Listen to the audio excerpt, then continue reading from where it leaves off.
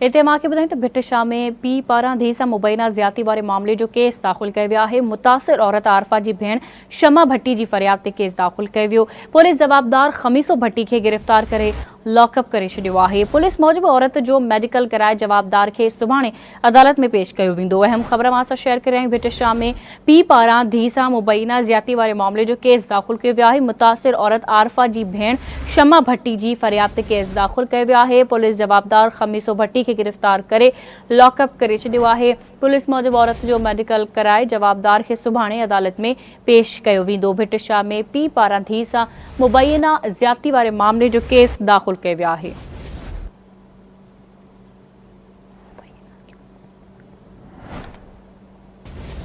भिट शाह में पीउ पारां धीउ सां मुबैना ज़्यादती वारे मामले जो केस दाख़िल कयो वियो आहे। मुतासिर औरत आरफा जी भेण शमा भट्टी जी फरियाद ते केस दाख़िल कयो वियो। पुलिस जवाबदार खमीसो भट्टी खे गिरफ़्तार करे लॉकअप करे छॾियो आहे। पुलिस मूजिबि औरत जो मेडिकल कराए जवाबदार खे सुभाणे अदालत में पेश कयो वेंदो।